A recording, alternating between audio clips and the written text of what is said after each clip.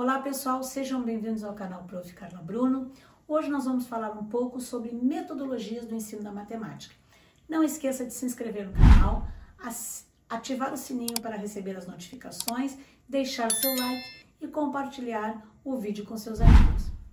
Vamos ver agora algumas metodologias para o ensino da matemática.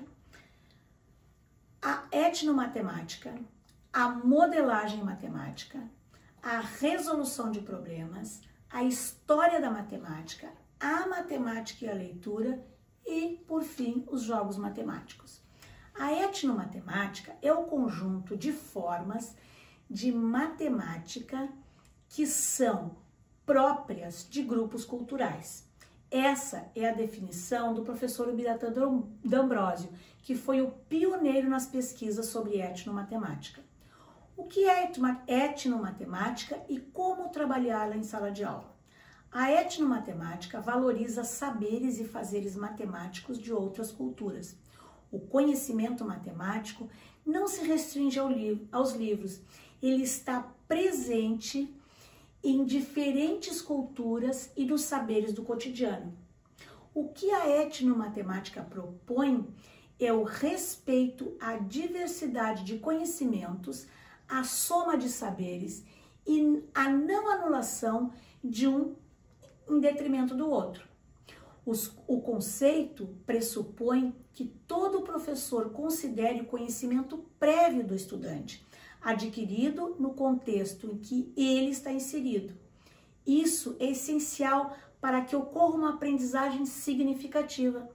A escola deve ser um espaço de encontro entre diferentes saberes e fazeres matemáticos. A escola deve estimular os estudantes a explorarem essas diferenças. As formas de resolver problemas de outros grupos sociais são levados para a sala de aula para estimularem o diálogo. Um exemplo são os pedreiros.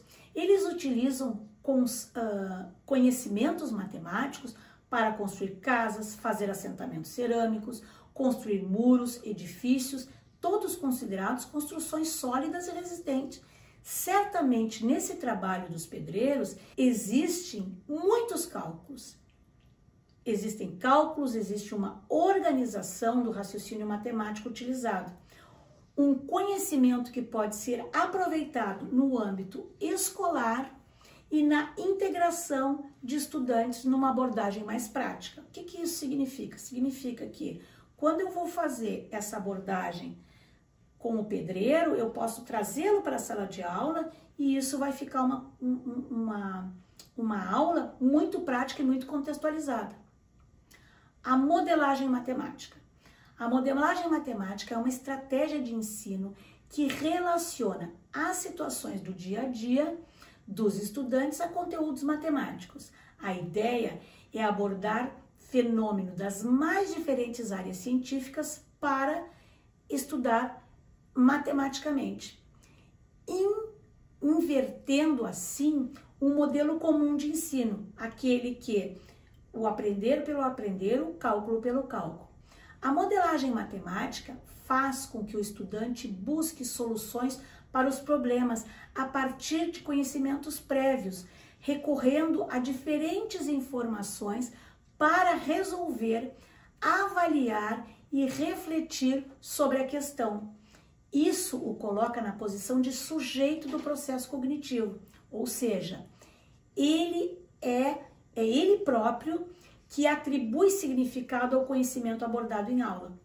Ao levar a modelagem matemática para a sala de aula, tenha em mente que os estudantes precisam interagir com objetos matemáticos e não apenas observar. A ideia é que o conhecimento não está nem no sujeito nem no objeto, mas na interação entre esses dois. Quando usar a modelagem matemática em sala de aula, lembre-se de checar as orientações da BNCC. Vamos falar sobre resolução de problemas. A grande inovação desse modelo está em formular questões que atraiam a atenção pelo seu conteúdo relevante e gerem interesse para a pesquisa, com o objetivo de encontrar as respostas. Também vale destacar que o trabalho baseado em resolução de problemas traz uma atualização do papel do professor. Você assume o papel de mediador, apresentando o problema e mediando os caminhos percorridos até que os estudantes encontrem a resposta. Tão importante quanto solucionar problemas é fomentar a discussão e fornecer ferramentas para que isso aconteça. Ao se trabalhar com metodologias de resolução de problemas, é necessário um alinhamento com o planejamento e que esse contemple todas as etapas desse processo. Afinal, para resolver as questões propostas, os estudantes precisam ir além de conhecimentos que eles já possuem. É através da formulação de hipóteses e através de busca de novos conhecimentos proporcionados pelo professor, que é o mediador, que se obtém o sucesso. Depois nós temos a história da matemática. A matemática tem um processo histórico, fruto da construção humana. Ela foi gerada pelas necessidades práticas para atender algumas demandas da sociedade. A história da matemática, porém, pode ser um ótimo auxiliar no processo de ensino-aprendizagem, com a finalidade de manifestar de forma específica as ideias matemáticas, simular temporalmente e espacialmente as grandes ideias e problemas, junto com as suas motivações e antecedentes históricos, e ainda enxergar os problemas do passado e também tentar encontrar soluções para os problemas abertos. De acordo com Mendes, o conhecimento provém de diferentes grupos socioculturais que se organizam e se desenvolvem intelectualmente de acordo com as suas necessidades e interesses e condições de sobrevivência. A história da matemática tem esse grande valor de poder contextualizar o saber, mostrar que seus conceitos são frutos de uma época histórica dentro de um contexto social e político. A história da matemática, como recurso didático, visa mostrar que o processo do descobrimento matemático é algo vivo e em desenvolvimento. Nós temos também a matemática e a leitura. A leitura, como personagem do processo da aprendizagem na matemática, ela é fundamental, pois quando o estudante domina a leitura, ele abre também possibilidades de adquirir conhecimentos, desenvolver raciocínio, participar ativamente da vida social, ampliar a visão de mundo do outro e de si mesmo. É importante que cada conceito de matemática seja abordado por meio de um pequeno texto, escrito numa linguagem simples, acessível, abordando situações do cotidiano que expressem a reflexão e a discussão.